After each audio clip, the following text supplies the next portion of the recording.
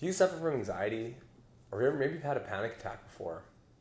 Well, in this episode of Kicked in the Junk, we chat with Emily Burke, my wife, who shares her story about when she was at a really low time and she suffered panic attacks and it's such extreme anxiety that she wasn't even able to leave her house at the time for 3 months. So in this, we learn about how she navigated that and what she learned and how it made her be able to open up more now and be able to share this. So thank you again for listening in. I appreciate you.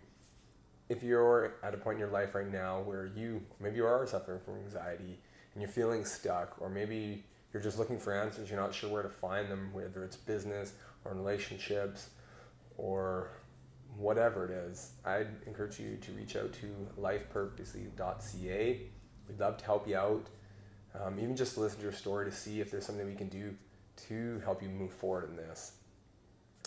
On top of that, I would also encourage you to scroll down a little bit on that page. You'll find that we are offering an 8-week meditation workshop. This is something I'm really excited about because meditation is something that has radically changed my life and made me helped me become a better person, a better version of myself. And this is something we want to offer to you to show you how to do it. It's 8 weeks. There's no charge, no fees, no strings attached. There's no chanting or gongs or anything like that.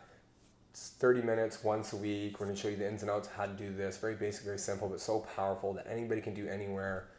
So I hope to see you there. And without further ado, please enjoy the rest of this podcast.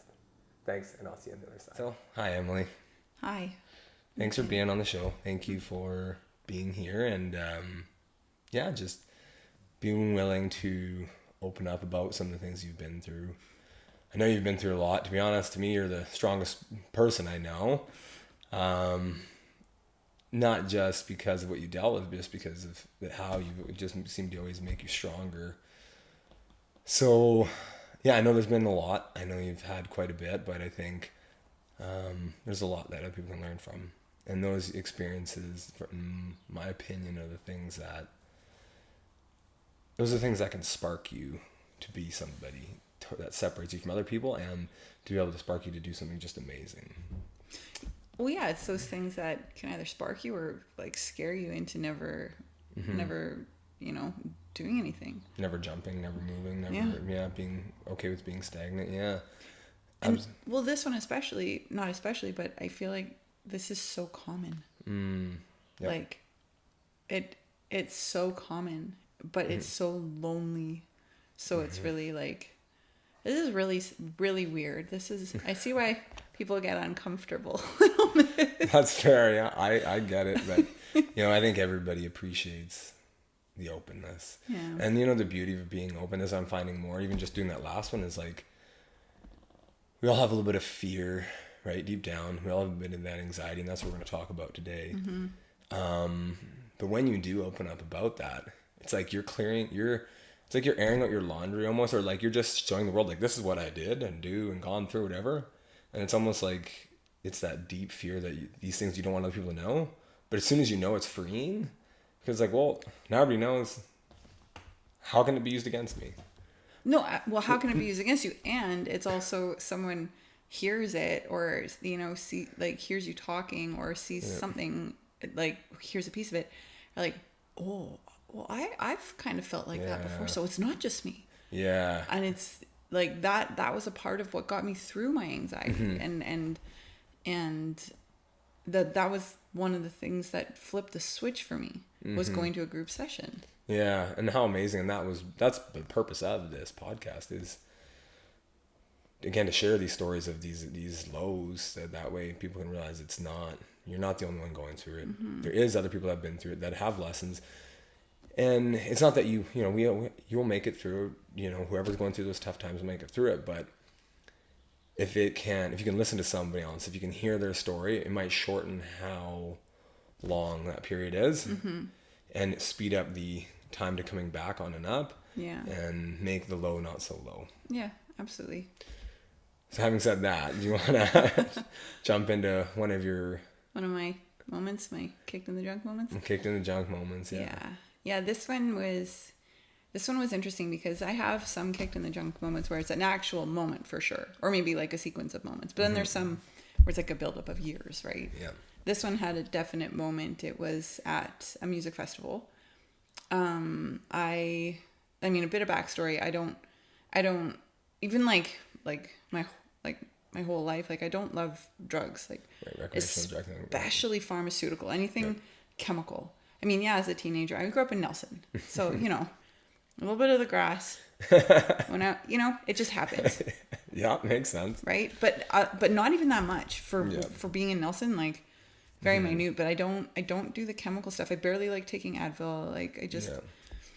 But I went to a music festival, Shambhala, and a lot of people have been. It's quite a scene, and I had done it many times with no stimulants of any kind.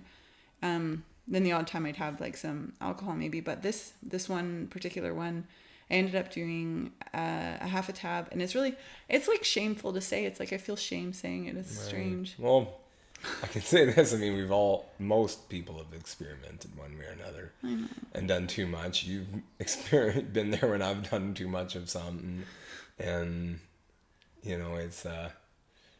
But you learn from it. You do. No, you do. It's just it's weird. I'm feeling like not because I know what anxiety. Obviously, I know what anxiety feels like, but like I'm just But I did a half a tab of MDMA, and then I had and for the first bit of the night, like it was fun.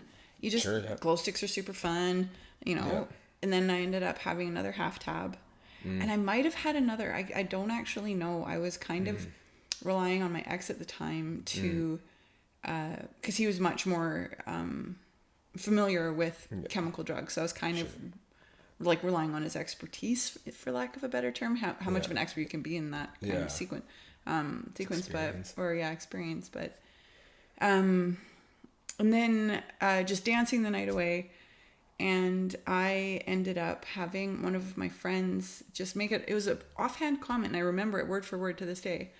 Wow, you've had so much water, but I haven't seen you go to the bathroom once. And it made me like stop. I was like, oh, yeah, I haven't. And then something switched, and I ended up like there's a lot I don't remember. Sure, yeah. But I remember like I was throwing up like crazy behind the porta potties. Whoa. And then I was in the medic's tent, and I was like sobbing. I wanted an IV. I was convinced if they could put it like a saline IV, they could flush it out of my system because it was a chemical. It wasn't natural. Yeah. And I was like convinced, and they wouldn't do it. I mean, obviously that's not how it works. They can't do that.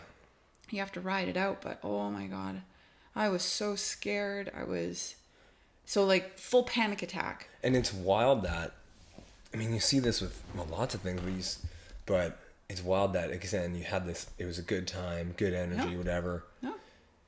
And then you get this little seed, this little doubt. And these little seeds can just wreck you.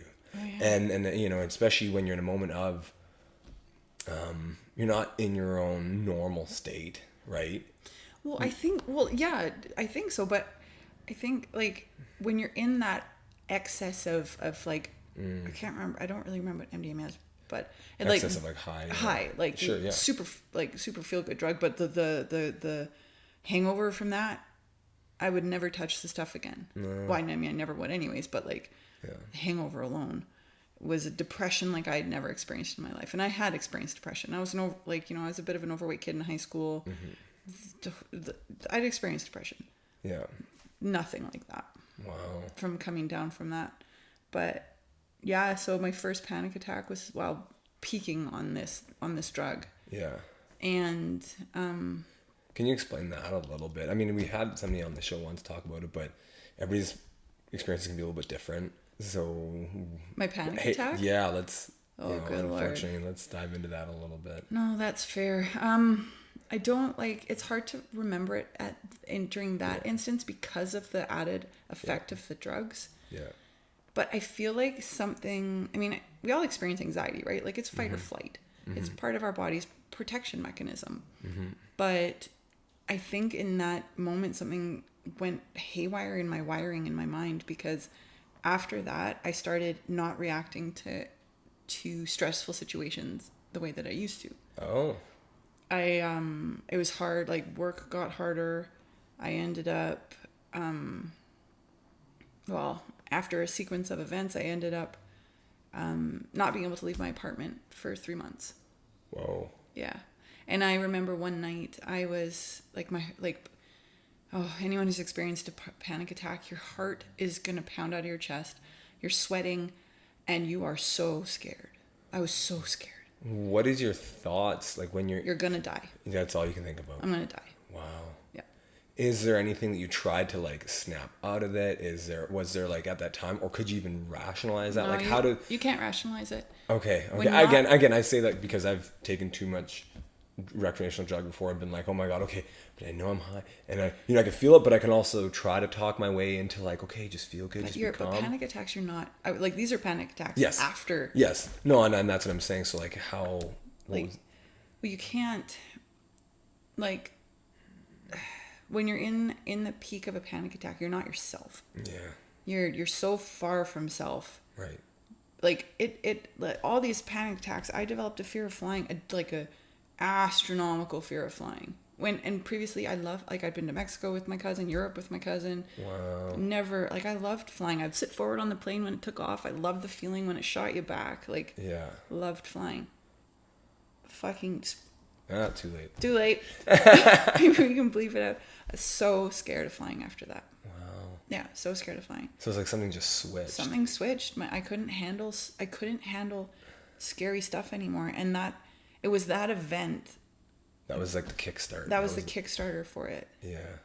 Yeah. Wow. And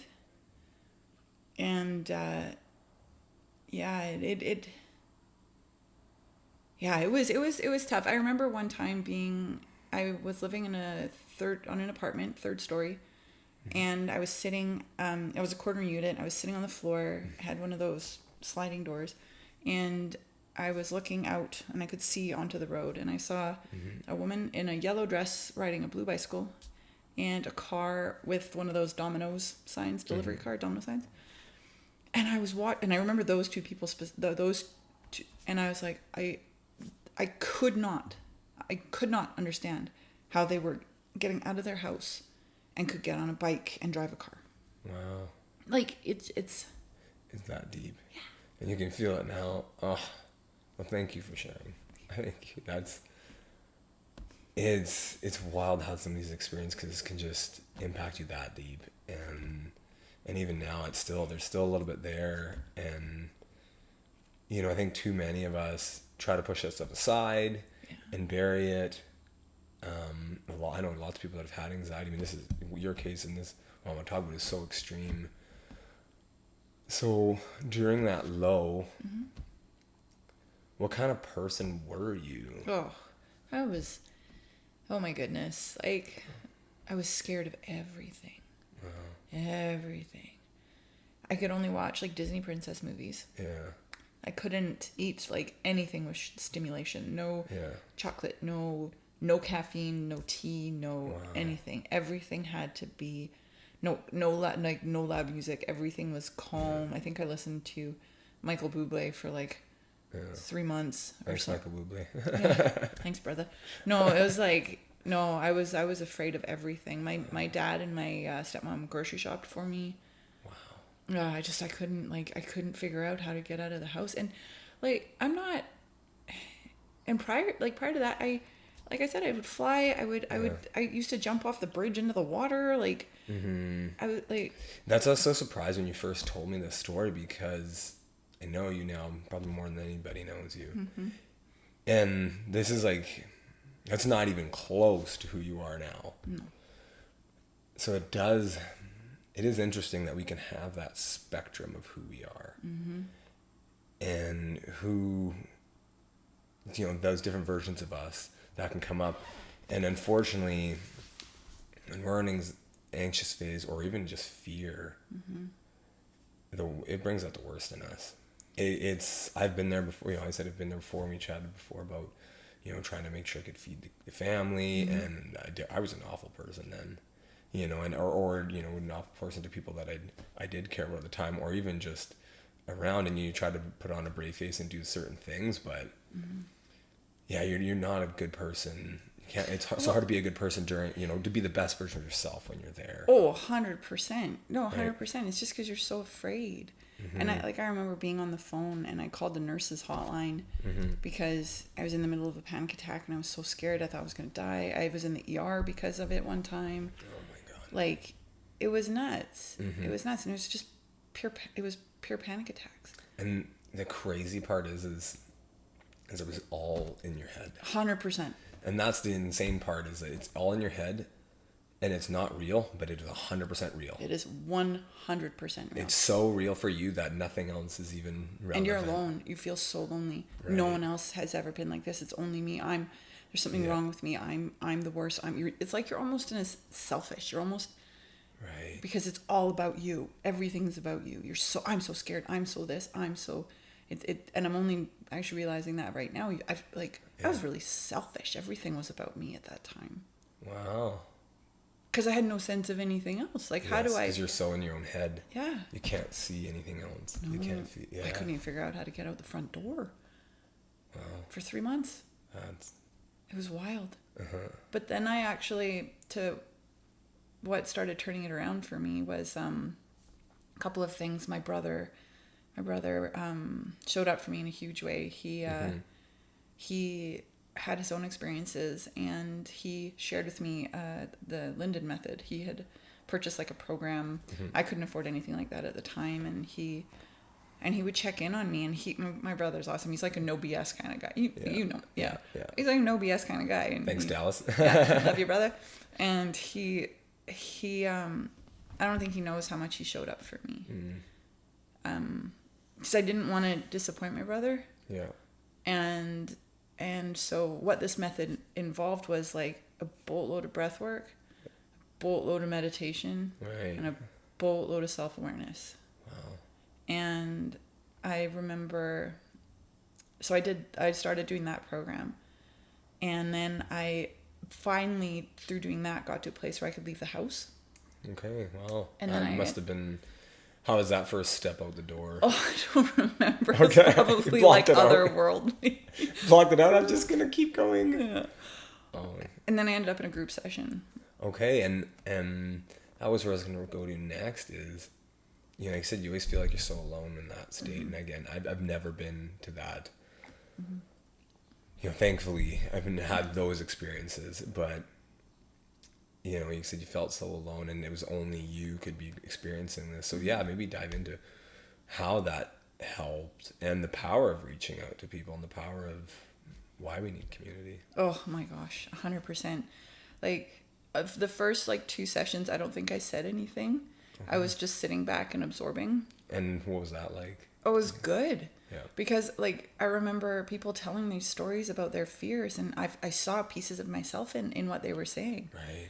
That must have been a bit of relief. Oh, it was like little pieces coming off of this shell I was building, this protective shell. But it was all these pieces I can let that go because I'm not alone. Like, that person experienced something similar. And I love how you said that. I can let that go because somebody else has experienced it too. So I'm not, I'm not alone. That's so powerful, right? So if you are in that spot right now, it's like, okay, right, there's other people, so you don't have to necessarily hold it so tight. You can kind of just give it space for what it is. And it's okay to be seen.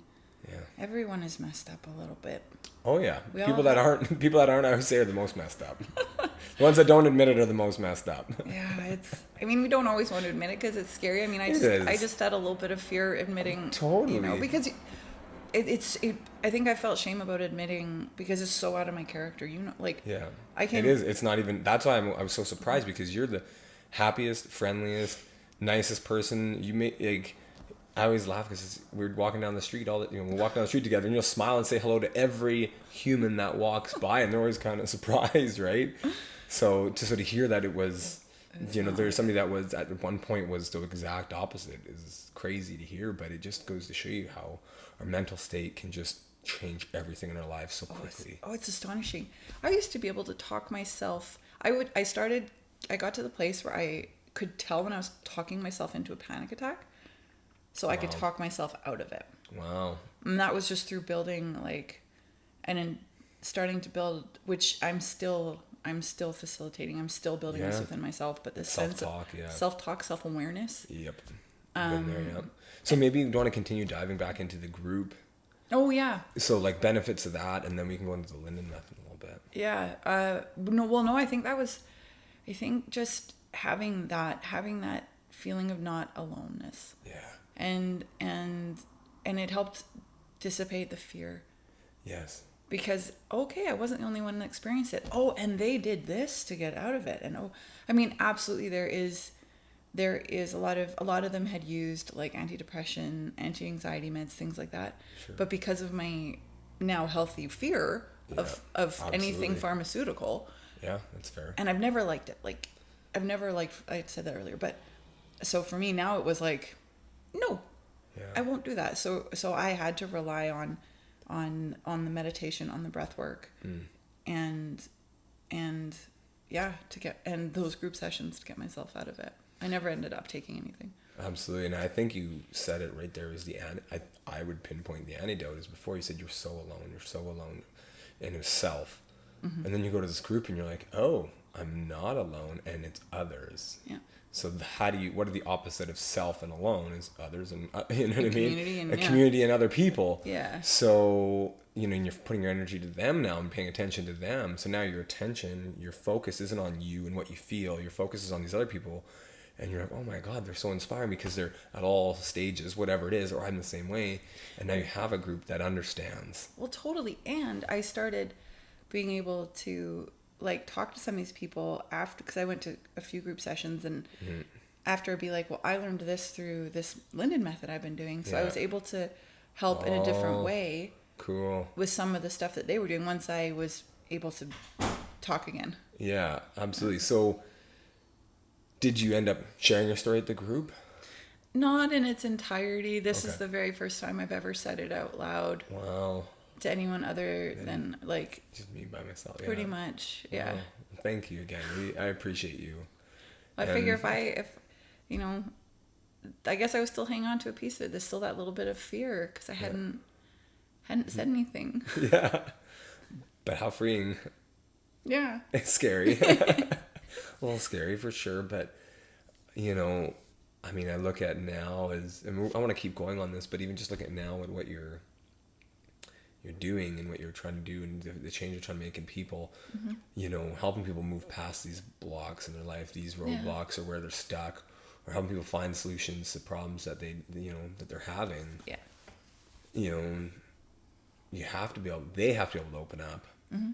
So then so that's, of course you must be able to yourself, because if you want them to open up, how can you? You're not willing to. Oh, 100%. Right. So it's kind of this cool thing, and it just allows everybody to be vulnerable. But with that vulnerability, it's a little scary. Mm-hmm. But sometimes being vulnerable like that, that's when you can have the best breakthroughs and the biggest and make the best changes. Yeah. So maybe you want to take a few minutes to talk about the Linden method you're using and just how that worked, and then you said you were able to pass it on to other people. So. Mm-hmm. Yeah. Well, it was a bunch of recordings. There was a book. This was a while ago, so I can't remember. And plus, I have my memory is a bit hazy for a lot of my earlier life. Just I had an eating disorder and ended up kind of messing with my memory a little bit. Mm-hmm. But we can save that one for another. That's a whole other thing. Another topic. That's another thing. It's a good one though. But so it's a little hazy, but I remember a workbook and lots of guided meditations. Right. Lots of guided. I remember one meditation specifically. It was about 45 minutes, and I ended up, my body felt like it was about 4,000 pounds. Like I felt like I was in a good way. Yeah. Sorry. Relaxed. It's like I was so relaxed. Everything was like there was no tension anywhere. My mind was not in my body. Wow. I've never experienced a meditation like it since, to be perfectly honest. Wow. And that must have been very freeing because, again, being in anxiety itself, it's in my body. So now you're totally... Well, and my first panic attack was when I was so out of my mind. So the fact that I could be out of my body... my first panic attack was when I was out of my body. Yeah. Like... You were so... I was so on those stupid drugs. Mm. that the fact that I could have that sense of relaxation during that meditation with my mind not a part of it, that was huge, because that was a big fear for me. I've been in control of that ever since. Like my I don't let my mind leave my body very much. It's not good for me. Right. Yeah. Yeah. But it's so interesting, because I know some of my best meditations have been where I've done that. I know.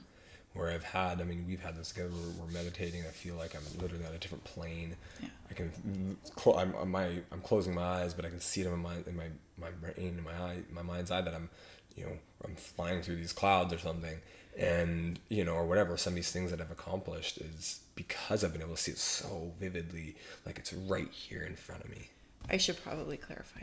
That was what taught me that you could do it without, like, that I could be in control of it, because I could get back into my body at any time. Exactly. Whereas when I had the added stimulant of, it was too much. Yeah, and that's why, like, yeah, because you can't control that. In my mind, like, especially when I tried to get that saline, and I was like, and I couldn't, and it wouldn't leave in my body, and it was like, it was so scary. I just wanted it out. Right. And so when I associated out of my mind at first, it had to have a chemical, uncontrolled part of it. But meditation taught me that I can leave my body safely. Yes. Because I'm in control of it, and I can come back. Yeah. That's what that taught me. That's awesome. Yeah. And it's funny that it came back to meditation. I actually didn't expect that, to be honest. I thought I kind of forgot about that, to be perfectly honest. Yeah, well, and it's funny, a few reasons, but again, the synchronicities, right? And how we are offering that meditation workshop. So it's just funny that, like, because I didn't, like, I mean, I'm super passionate about, but it's interesting that it came back to, that was a key thing to helping you get back. And I stopped for years. I stopped meditating right. for years. Right. Years and years and years. And I ended up not in a happy place. Right. And then you reintroduced meditation into my life when we met. Yeah. And I'm like beyond grateful for that. Yeah. It's religious now. Oh yeah. Every day.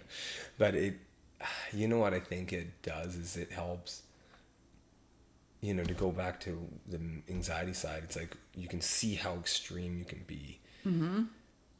And meditation being that anchor to going, this is who I want to be. I know my spectrum of who I can be is this vast, and we all have it. We can all be these nasty humans that are just awful, or we can be these amazing humans that can be just so loving, kind, generous, strong, caring, like all these good things. Well, you can, but you also can have a nasty moment. But when you have the focus on these kind, you realize that nasty moment, that's not actually who you are. Exactly. And you had just a moment of it. You don't have to hang on to that. Exactly. And that's where I find the meditation is the anchor. Mm-hmm. So when when you're meditating like this, it's the anchor of like, hey, this is where I am, and I'm going to float around here a little bit. It doesn't mean I'm going to dip. It doesn't mean I'm not going to dip here ever at all. Might. And I don't want it, but it might happen. But I always come back to this. Yeah, exactly. Because you know what you want to feel now.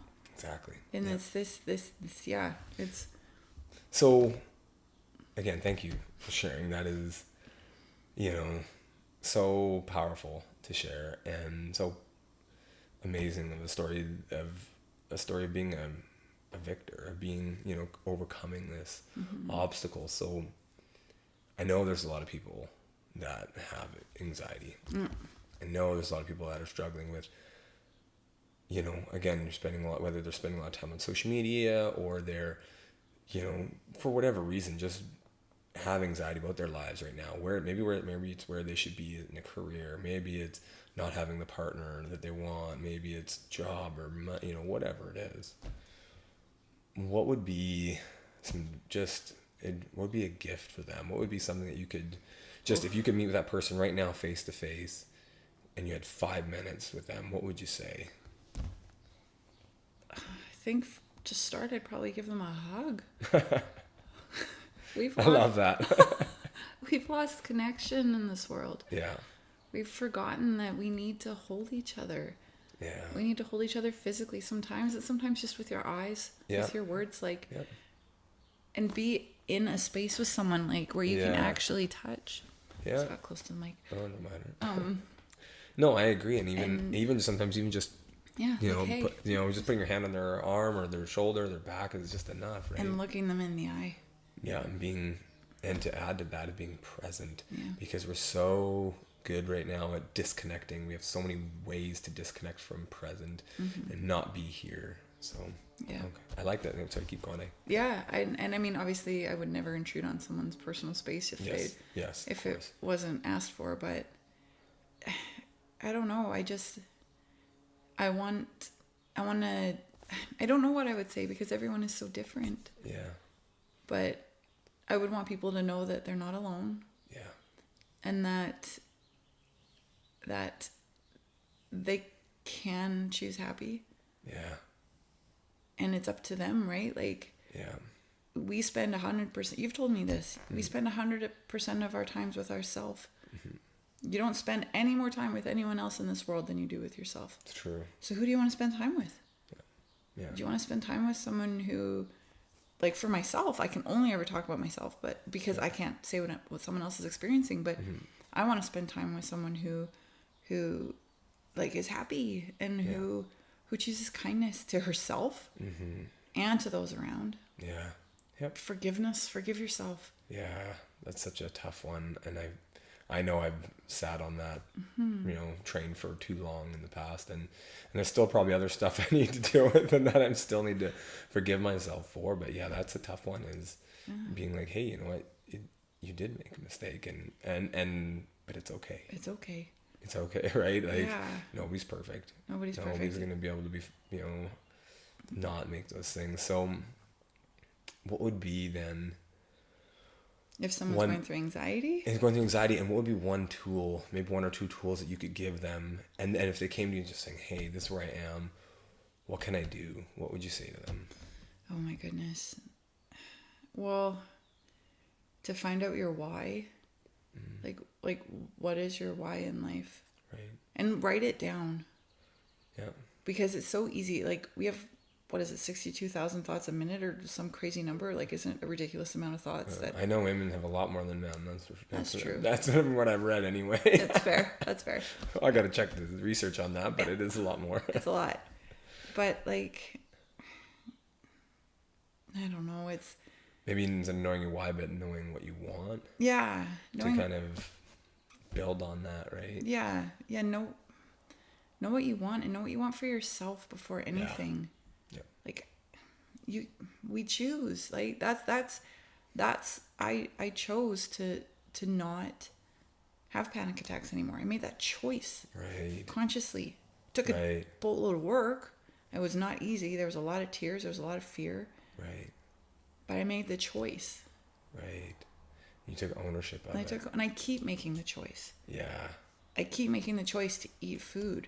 Yeah. I keep making the choice because I could slip back into that eating disorder, right? Like I make the choice because that's what I want in my life. Like that's what that taught me. I get to make the choice for better for myself.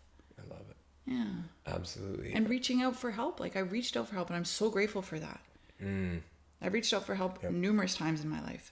Yep. And I'm so grateful every single time. Well, you've told me this, and it was such a it hit me so good.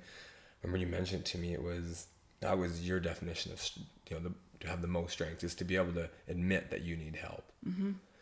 And at first I was like, what? That's crazy. But I'm like, wait a minute, like that is knowing your power, knowing your limit, and recognizing you're out of your limit right now, and that's okay, and that takes true strength. I mean, even you look at Sun Tzu, the Art of War. You got to know thyself first, even from a totally different side. You have to know yourself first and know that where your limits are. And know that you need to reach out, and it's okay. It's A-okay. I love that. And we don't have to shoulder it all alone, right? Like we're not meant to. Yeah. We're better as a community. We're better with people that love us, with hands-on bodies and support, right? Like we don't need, like there's no hero who does it all alone and I'm the busiest I can. Yeah. I'm so busy. I'm so busy. I have no time for anything because I'm so busy. I'm so important. It's like yeah. And you don't have time for yourself. Like it seems kind of crazy. Yeah.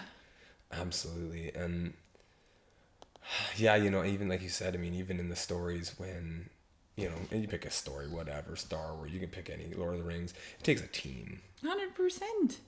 Frodo didn't take the ring to Mount Doom by himself. It was actually Sam. Sam's the hero. Sam's Sam's a badass. Sam kicked butt. Right? Frodo would have been nowhere without Sam. Totally, but they had to have each other. They did. And they had a team working with them, and they had, so like all these different stories, and there's tons of stories. You can pick any story, but it's a team. Mm-hmm. And I think that's something that needs more now in society. Is like you mentioned, is like there's all these things right now in society that's trying to polarize people. You're on this team, whatever. Separation for as many ways as possible. And it's like, I kind of look at it as like, do you have a heartbeat? Or try to anyway. Do you have a heartbeat? And are you trying to be a good person? Yeah. You're on my team. Yeah. Don't care about the rest of it. It doesn't matter, right? So if you are that person, I would say that, you're someone right now and you are looking for help, find someone that's been there and that wants to help or that was willing to listen. 100%. Right? And doesn't matter anything else. Yeah. Yeah. I love it. Yeah. Thank you. Yeah. Thank you for opening your heart up and sharing. Thank you for just being here, and I know that, like I said, by this, like I said, I've said it before, but it allows other people to do the same, and it allows other people to recognize it's okay. Yeah, that to me was more than anything, and I have a supportive family. I know that I have a wonderful family, but sometimes we have like those pieces of family that it's the background that it's like you don't want them to see you in certain lights, or it's hard to open up to them in the same way. Yeah. So sometimes going to someone you don't know, you will speak differently because there's no history, there's no attachment. You don't have to see him Sunday dinner. Yeah. Exactly. You don't got to see him at Easter and Christmas and whatever. No, absolutely. And so I say the best thing, or at least in my opinion, from everybody I've chatted with, is like, one, you do need support. You do need your family. 100%. Because they're there for all those little things. But if there's somebody you need to just unload, open up your heart completely, and you're not sure who, reach out to a professional. Yeah. Right? Reach out to somebody in a group. Reach out, go do that, right? Because it's out there. It's available for people. Absolutely. Yeah. And by doing this, you just allow that, right? 100%. And by healing, I heard this the other day, by healing yourself, you heal. Sometimes just by healing yourself, it helps heal the world. Yeah. Right? Yeah, because you project that. Like, when you feel better within yourself, you smile more when you're on the world. When you smile more, that goes to that person who maybe needed that smile in that moment because they were having a hard time. Like, you give them that little lift. They might smile the night. Like, they say laughter's infectious. Smiles are infectious. Oh, my word. Yeah. Yeah. Absolutely. So... Sorry, the burn on my arm. Awesome. Well, I think on that, is there any other thing else? I think you kind of hit it all. That was really powerful, and I love the emotion behind it. I love your heart behind it. So thank you for sharing, and thank you for being you. Thank you for having me on here, and it's interesting. I never, there's some things you say out loud that you hadn't before to, anyone else, and it's like, okay. Yeah. Awesome. Okay. Oh wait, I forgot. We always have. So thank you so much again for listening to this podcast. I appreciate you taking the time to not only listen to this story, but to learn from it and be willing to grow from this. So please share, comment, subscribe. It helps to grow the podcast. I've had so many guests from the past come back and just say how excited they were to share and how many people are listening, and that they could have such a positive influence now that they're actually wanting to do more with their lives and wanting to help others. So that's the whole purpose of this, is to spark that in each and every one of us, that we can learn from each other and we do have something to offer the world. So thank you again for listening. I appreciate you, and I will catch you on the next episode. I'll see you later.